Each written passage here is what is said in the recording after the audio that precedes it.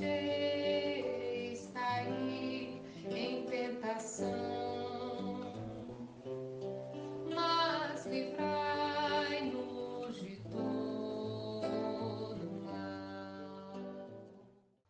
Olá pessoal, tudo bom com vocês? Espero que todos tiveram uma boa semana, né? Estejamos todos na paz do nosso Mestre Jesus. Então, hoje nós vamos ter o nosso último vídeo, né, da nossa última aula desse estudo, do estudo da mediunidade. Nós vamos continuar com outros estudos, se Deus assim o permitir. Então, hoje nós vamos finalizar, né? Então, nós estamos, lembrando, no programa 2, no módulo 3, que tem falado da comunicabilidade dos espíritos, né? Hoje, o tema 5, que é a continuação, né? Então, nós vamos falar do atendimento aos espíritos que sofrem dores. A apostila, esse tema, ele vai ser um pouco mais alongado. Talvez dê alguns minutos a mais, né? Se ficar cansativo, vocês, por favor, assistam em 2 etapas, tá bom? Mas é muito importante essa aula, muito interessante. Vamos iniciar, então. Algumas reuniões mediúnicas, alguns grupos mediúnicos, né? Eles são caracterizados pelo atendimento àqueles irmãos comunicantes que vêm com graves perturbações psicológicas, não é? É possível conhecê-los de perto. Surgem quase sempre na categoria de loucos e desmemoriados, entre a negação e a revolta. Encerravam-se na avareza e prosseguem na clausura dos souvenirs. Abandonavam-se à viciação e transformam-se em vampiros à procura de que lhes aceite as sugestões infelizes. Abraçavam a delinquência e sofrem o látigo do remorso nos recessos da própria alma. Confiavam à preguiça e carreiam a dor do arrependimento. Podes assim vê-los e ouvi-los, nos círculos medianímicos, registrando-lhes as narrativas inquietantes e as palavras amargosas. No entanto, ajudam-os com respeito e carinho, como quem socorre amigos extraviados. Emmanuel, em seu livro Seara dos Médiuns. Assim, no atendimento a esses irmãos, né, o grupo mediúnico ele tem que ser bem homogêneo na sua sintonia, tá? E como é que se consegue esse patamar de sintonia, de homogeneidade entre seus membros? Essa homogeneidade ela é obtida pelo quê? Pelo estudo da doutrina, não é? Então, os membros têm que sempre estar participando de grupos de estudos, né? Promovidos pela casa espírita. A experiência no diálogo, então, com o tempo, o dialogador ali vai ter base, né? Suficiente para tratar na lida com esses irmãos. O equilíbrio emocional no atendimento, tanto do médium quanto do dialogador, tá? E do grupo também está ali emocionalmente aceitando as dificuldades daquele irmão e vibrando energias benfazejas para ele. A bondade e firmeza que o grupo tem que ter, o hábito da oração. É um grupo onde os membros, né, tenham essa relação de orar, de fazer o evangelho no lar, né? Todas essas medidas que ajudam a fortalecer a sintonia do grupo. E todos do grupo também, né, tem que buscar aí a sua conduta moral segura. Ninguém aqui está querendo fazer a reforma íntima de ninguém. Porém, nós sabemos que quando a gente se dedica ou se propõe a um trabalho desse, todos devemos cuidar para, pelo menos, tentar melhorarmos, né, a nossa conduta moral, iniciando a nossa reforma íntima. Espíritos portadores de graves desarmonias psíquicas. Como eu já falei, é comum, né, nas reuniões mediúnicas a presença de alguns irmãos que são portadores de perturbações, né, de vários tipos. E essas perturbações, elas podem ser atendidas, né, esses irmãos com essas perturbações profundas, eles podem ser atendidos conforme o estudo e a experiência, né, do grupo, que se prepara para esse tipo de atendimento. E entre eles, entre esses irmãos perturbados, né, que aportam na reunião mediúnica, né, nós temos aqueles que são mais ignorantes do que maus. Então, eles estão ali por ignorância, por falta de conhecimento. Ignorância aí é falta de conhecimento.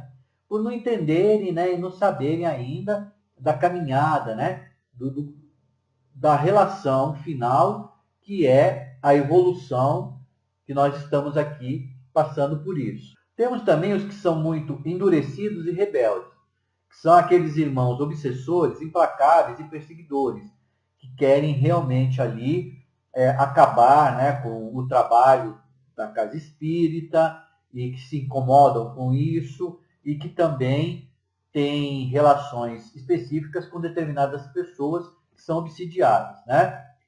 Tem outros também que vêm na reunião mediúnica com lesões bem incisivas no corpo, no seu perispírito, né?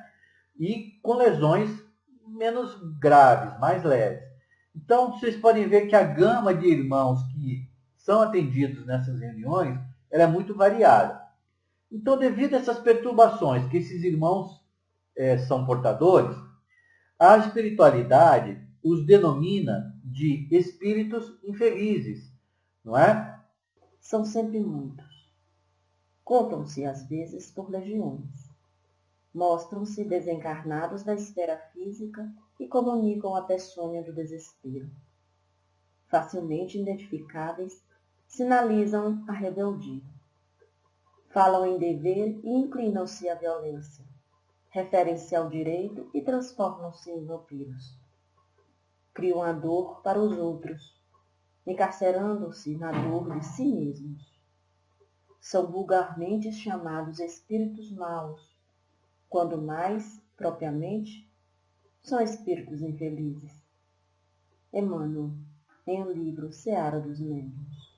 Então, nessa relação descrita por Emmanuel, desses irmãos infelizes, entre eles nós encontramos aqueles que são homicidas e os que são obsessores, não é?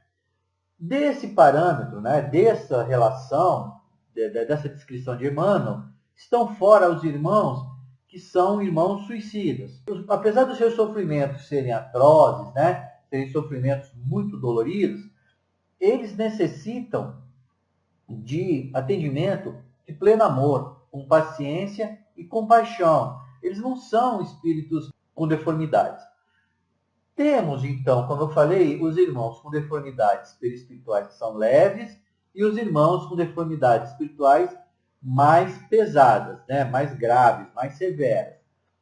No rol desses irmãos que têm deformidades perispirituais, nós notamos que tem aqueles irmãos que estão fixados nas mesmas enfermidades que eles tiveram quando eram encarnados. Então, o irmão encarnado, ele passa por uma doença grave, né? E aquilo fica marcado no seu perispírito, ele fica ali ligado, fixado naquela doença. Isso é muito comum, né? O irmão chegar na reunião mediúnica, né? Com as feridas expostas e uma série de coisas. Aqueles irmãos também que tiveram morte súbita e violenta, né? Assassinatos, acidentes, né? E automobilísticos. Então, esses irmãos também chegam, né, com as mesmas deformidades que eles tiveram ali na hora do desencarne. No nosso grupo, nós tínhamos, por atendimento, era comum irmãos desencarnados em acidentes, né, automobilísticos. E muitos deles chegavam, né, sem membros e ainda presos nas ferragens, né. Temos também aqueles irmãos que são desencarnados, mas que são controlados, né, por hordas, né, do mundo espiritual, por hordas umbralinas, das sombras, né? Então eles são torturados e são teleguiados também, né? E tem muitos sofrimentos e apresentam anomalias. Porém, todos esses irmãos, quando aportam ao centro espírita, quando são levados à reunião mediúnica, né, se atendidos de forma correta, com fraternidade, com amor, eles podem, né, eles têm essa oportunidade de se libertarem dessas fixações mentais. O que significa isso? Significa que as lesões vão desaparecer e eles têm a sua sintonia ou a sua harmonia restabelecida de forma relativa. É claro que ninguém numa reunião mediúnica, né, vai sair de uma situação de dor, de extremo sofrimento, para uma situação angelical. Dentro da relatividade do atendimento, ele vai se sentir melhor. Né? Isso porque nós temos certeza de que algumas dessas anomalias, para serem sanadas, elas levam essas deformidades, essas lesões, elas levam tempo. Não é ali numa reunião, numa conversa de 10 minutos, né, que a pessoa vai sair totalmente curada. Ela vai passar por tratamento. Algumas dessas lesões, elas necessitam até de mais de uma reencarnação, não é? Então são várias encarnações para que o irmão consiga se livrar dessas lesões. Um exemplo disso, que são várias encarnações, são aqueles casos de zoantropia. O que é zoantropia? É quando há a perda parcial ou total da forma humana, né, do perispírito do nosso, ele perde a forma humana e toma a forma de um animal. Então, a zoantropia, o mais comum é a licantropia, né, onde os irmãos se apresentam com forma de lobo. Isso é comum na reunião mediúnica, não é tão incomum assim. Esses processos, o perispírito retornar à forma hominal, eles levam tempo. É um processo de tratamento demorado.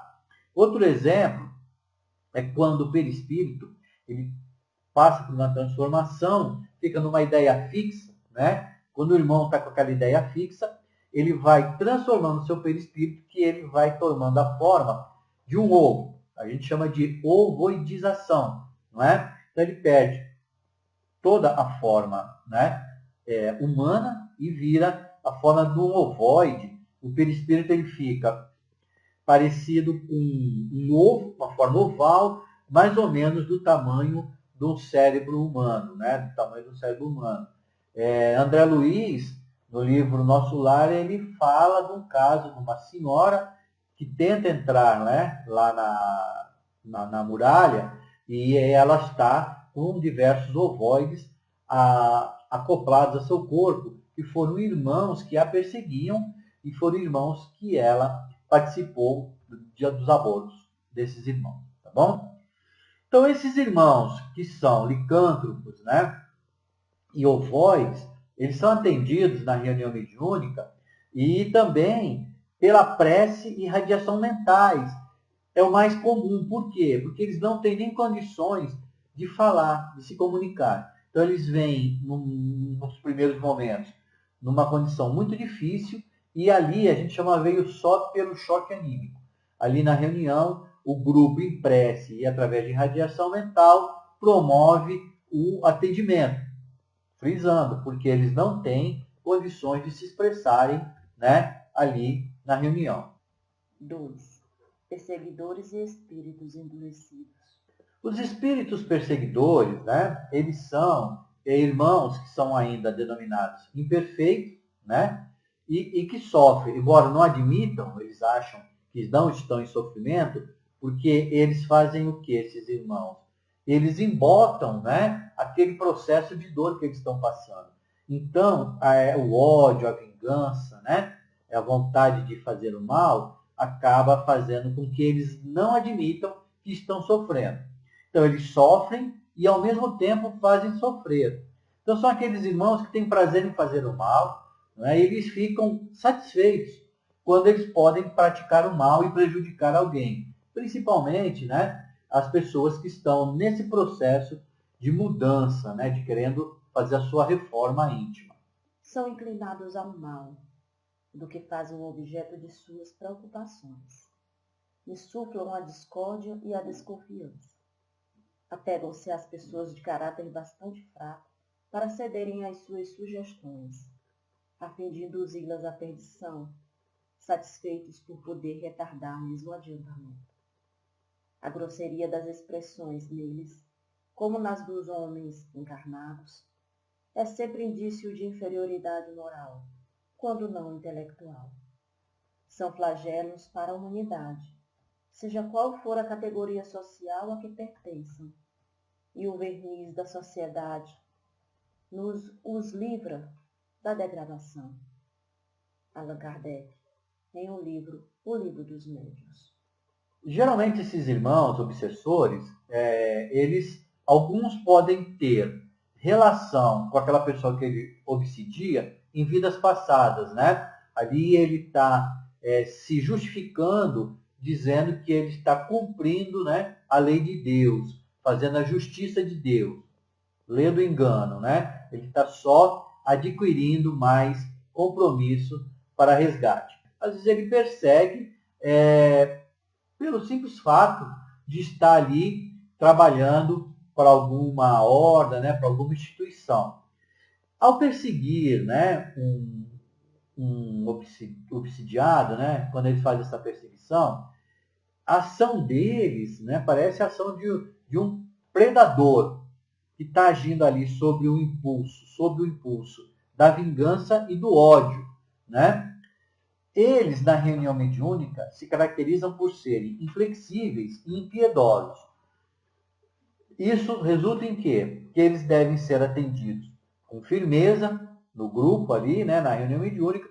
Porém, essa firmeza, como nós vimos em aulas passadas, tem que sempre vir aliada à fraternidade, à bondade, né, e à paciência. Devemos cuidar no atendimento desses irmãos, porque eles têm, por costume, nos enganar pela esperteza.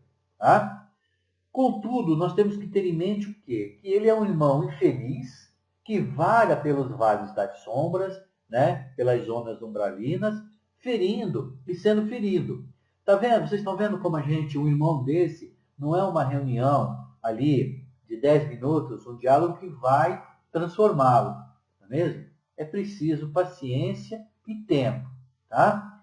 Quando esses irmãos estão extremamente irredutíveis, não é? E não aceitam nem conversar, não querem ouvir e querem levar a termo a sua vingança, né? Recomenda-se que sejam trazidos os acontecimentos dele de vidas passadas. E como é que se faz isso?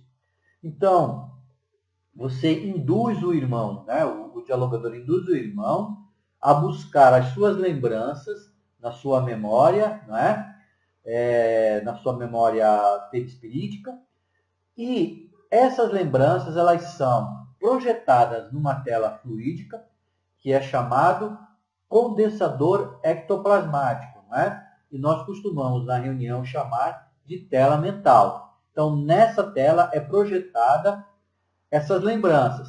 Então, se ele foi vítima e agora quer se vingar, em algum tempo também ele prejudicou aquele irmão, né, de forma contundente.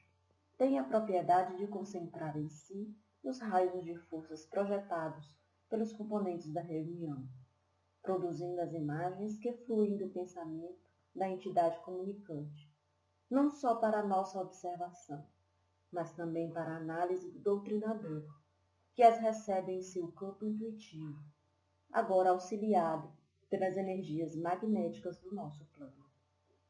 O hóspede espiritual apenas contempla os reflexos da mente em si mesmo, à maneira de pessoa que se examina através de um espelho.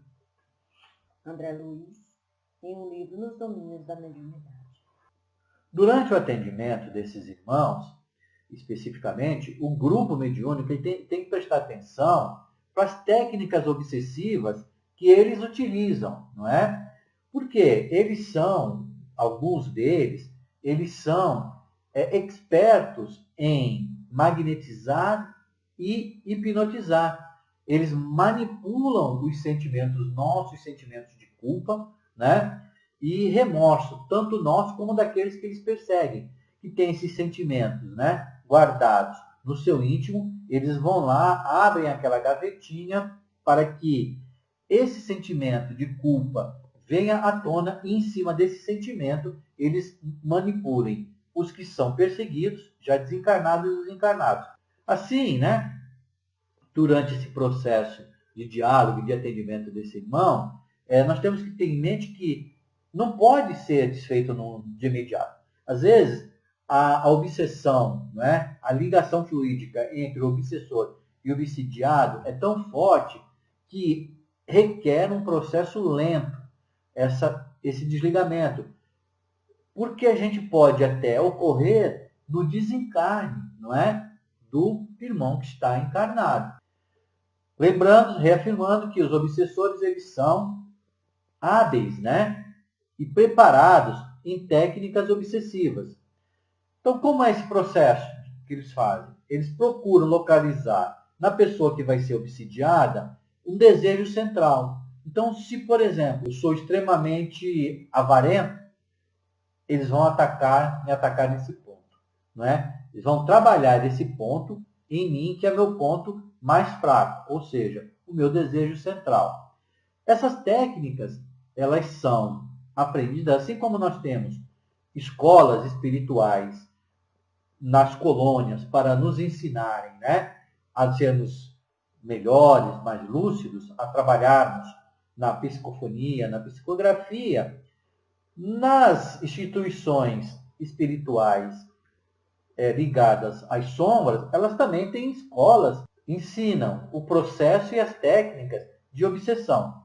Essas escolas são denominadas pelos irmãos de luz de Escola dos Vingadores. Ok, pessoal? Na manifestação desses espíritos, né, viciados, há alguns irmãos que, quando encarnados, se utilizavam, né, de drogas, também o atendimento a eles requer determinada habilidade por parte do grupo, não é? Porque eles chegam lá do mesmo jeito que eles estavam quando encarnados. Não querem se livrar das drogas, por em fato deles se comprazerem, de se sentirem bem, de gostar, de sentir prazer pelas sensações físicas, né, que as substâncias químicas oferecem a eles, tá bom? Outros também que aportam a casa espírita são viciados, mas não dependentes químicos, mas viciados em energias que são relacionadas à sexualidade mal conduzida. São muito ligados às relações, né, quanto ao sexo. São espíritos que, quando estavam encarnados, né, eles abusaram sexualmente, né, eles cometiam esses abusos sexuais e desregramentos também.